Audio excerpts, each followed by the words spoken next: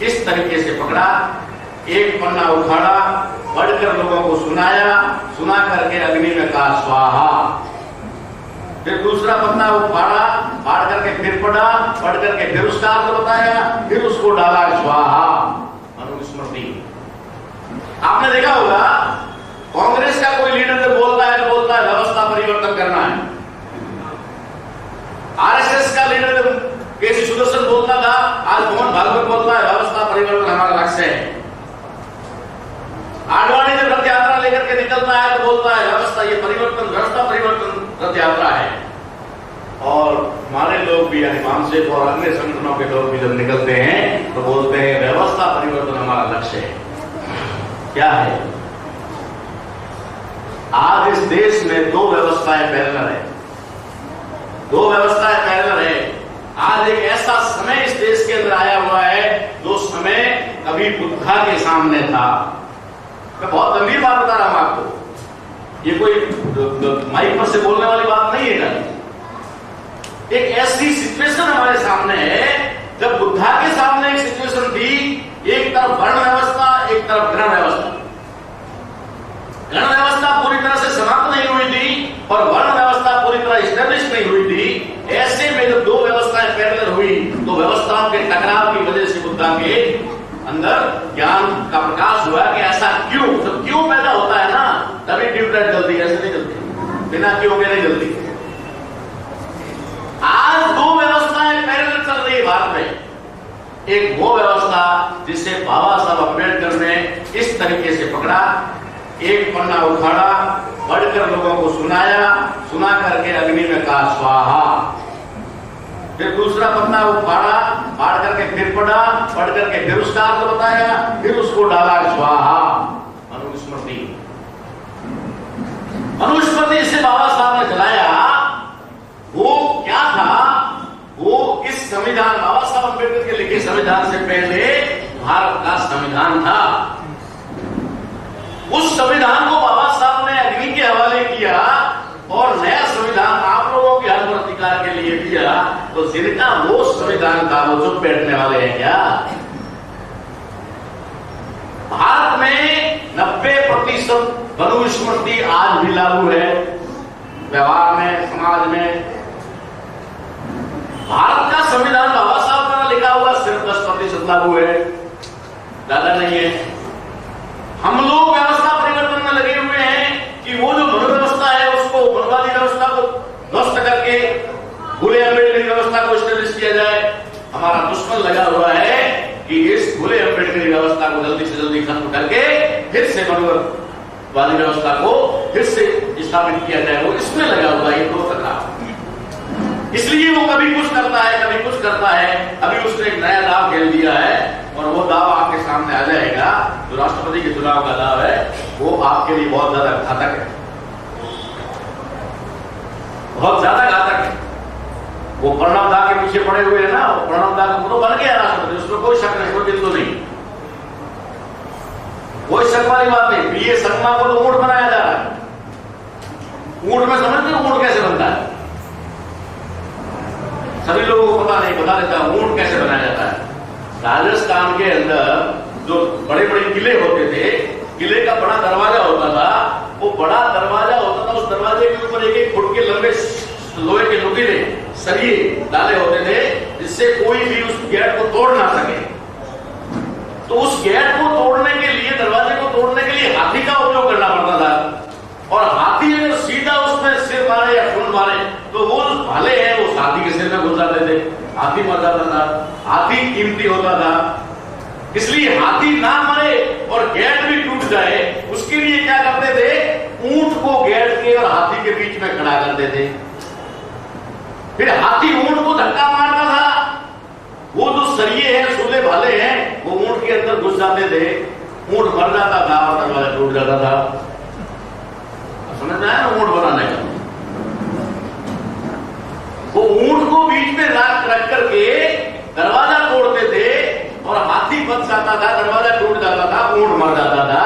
तो शर्मा जी को बेचारे को ऊंट बनाया जा रहा है, उसको कोई राष्ट्रपति बनाने का सपने कोई ना तो आरएसएस देख रहा है ना वो बीजेपी देख रहा है। वो तो ये है कोई दूसरा कैंडिडेट खड़ा ना हो। मगर कुल मिलाकर बात आपके संविधान संविधान के खतरे की है।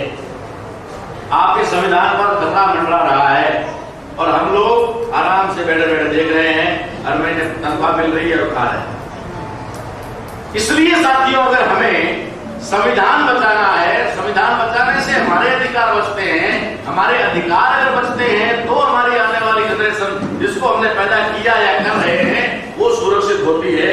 इसलिए ये कार्य बिना छोड़े और जोड़े होने वाला नहीं। अगर हम लोग भाईचारा निर्माण करना चाहते हैं तो भाईचारा निर्माण करने से पहले एक पूर्व शर्त जिसको हम कह सकते हैं उसको करना अनिवार्य है और वो है विचारधारा का प्रचार प्रसार। जब तक विचारधारा का प्रचार प्रसार नहीं होता तब तक ये कार्य संभव नहीं है। जैसे वामसेन का लक्ष्य आप लोगों ने सुना होगा, पढ़ा होगा, सीडी में देखा होगा, कहीं भी हर आदमी जो वामसेन का आदमी वो यही बोलता है, व्यवस्था परिवर्तन हमारा लक्ष्य है। वो एक ही बात, व्यवस्था परिवर्तन हमारा लक्ष्य है। मगर बहुत सारे को बोलने वाले लोगों को पता नहीं व्यवस्था परिवर्तन संभव कैसे है, बोलने वाले को भी, और बहुत सारे सुनने वालों को क्या पता होना ही नहीं। व्यवस्था परिवर्तन अगर हमारा लक्ष्य है, यानी कि व्यवस्था की वजह से हम गुलाम हैं, व्यवस्था की वजह से हम मानसिक गुलाम हैं, तो व्यवस्था बदलने के लिए उससे पहले की शर्त है सत्ता परिवर्तन। बहुत सारे लोगों को जानकारी नहीं है, बता देता हूं मैं आपको ताकि आप लोगों को क्लियर हो जाए कि ये उद्देश्य कैसे पूरा होता है। व्यवस्था परिवर्तन से पहले सत्ता परिवर्तन जरूरी है। जैसे किसी को कह दिया कि व्यवस्था परिवर्तन के लिए सत्ता परिवर्तन जरूरी है, अर्थात सत्ता में आना जरूरी है, पावर में आना जरूरी है, पावर में आने के बाद उस पावर का उपयोग और प्रयोग करके हम लोग व्यवस्था परिवर्तन का कार्य कर सकते हैं। तो आदमी सीधा दुकान पे जाता है, एक व्हाइट कपड़ा लेता है, कुर्ता पजामा सिलाता है और पार्टी की तरफ भागता है, कहां से टिकट मिलेगा। क्योंकि वो भामसेन वाले लोग बोलते हैं भाई सत्ता परिवर्तन के बिना ये संभव नहीं है, और सत्ता परिवर्तन तो राजनीति से ही संभव है।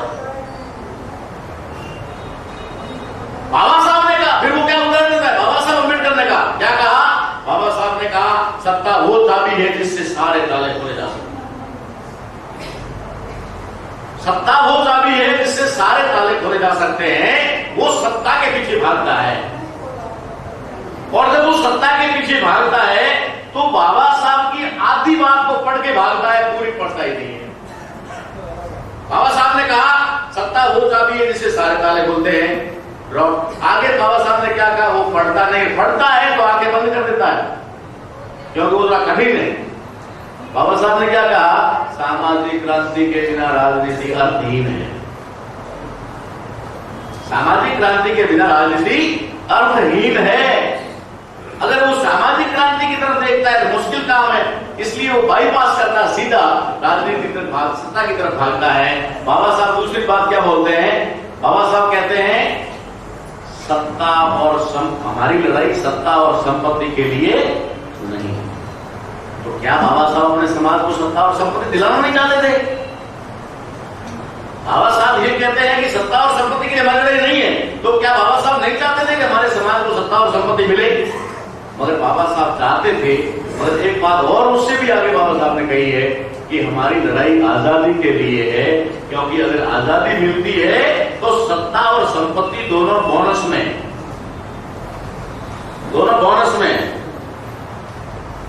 और अगर सत्ता और संपत्ति के पीछे भागते हो और सत्ता और संपत्ति के पीछे भागते भागते गुलामी भी साथ में आ जाती है, तो वो सत्ता और संपत्ति आपके पास रहते हुए भी कोई काम की नहीं है। जैसे आपने देखा होगा हमारे बड़े बड़े धुरंधर जिनके पीछे हमारे दुश्मन ने सीबीआई लगा रखी है। सीबीआई क्यों लगा रखी है? संपत्ति है तब ना। संपत्ति नहीं होती तो सीबीआई लगती क्या उनके पीछे? संपत्ति नहीं होगी तो सीबीआई लगने की जरूरत नहीं है। इसका मतलब संपत्ति है। और सत्ता तो है ही यार, मुख्यमंत्री है, कैबिनेट में मंत्री है, एमएलए एमपी है, बहुत सारे राज्यों के मुख्यमंत्री है, सत्ता तो है, एमएलए एमपी है, तो सत्ता में भी कोई शक नहीं कि नहीं है, सत्ता भी है, संपत्ति भी है। फिर कोई सुनता है क्या उनकी? कोई सुनता है? ममता जब वहां से चलती है, बंगाल से, कलकत्ता से और दिल्ली आती है, तो दिल्ली हिलने लगती, दिल्ली हिलने लगती जब ममता आती है। हमारा कोई लीडर लालू जी, मुलायम जी उधर से रवाना होता है, दिल्ली धड़कती है क्या? धड़कता है उसका जी है अंदर से, जा रहा हूं, सोनिया जी बात करेगी कि नहीं, सोनिया जी बात करेगी कि नहीं करेगी, टाइम देगी कि नहीं देगी, उसका अंदर से धड़कता है। दिल्ली भी धड़कती है और ममता चलती है तो दिल्ली धड़कती है। क्या धड़कती है? क्योंकि वो ब्राह्मणी है। तो ये सारी चीजें हम लोग समझ रहे हैं कि बाबा साहब अम्बेडकर ने कहा उसके अनुसार ये जो व्यवस्था परिवर्तन है उससे पहले सत्ता अनिवार्य है, मगर ये सत्ता परिवर्तन कैसे होगा? जब समाज परिवर्तन होगा। समाज परिवर्तन के बिना आप वो सत्ता परिवर्तन नहीं ला सकती है जब आप समाज परिवर्तन का कार्य करोगे, और समाज परिवर्तन का कार्य तभी संभव है जब विचार परिवर्तन का कार्य होगा। ये विचार परिवर्तन का कार्य है। विचार परिवर्तन से समाज परिवर्तन होगा। परिवर्तित समाज सत्ता को उखाड़ फेंकेगा, सत्ता पर कब्जा कर लेगा, और फिर वो सत्ता का प्रयोग करके वो व्यवस्था परिवर्तन का कार्य करेगा। ऐसा हो सकता है। बहुत सारे लोगों को बोले थे करेगा कौन, खरीगा कौन? मैं तो कर नहीं सकता, मेरी कुछ मजबूरी है, मेरे कुछ बच्चे छोटे हैं, अभी नौकरी पूरी हुई नहीं है, मेरी मजबूरी है, करेगा कौन? अब कोई करने वाला हो तो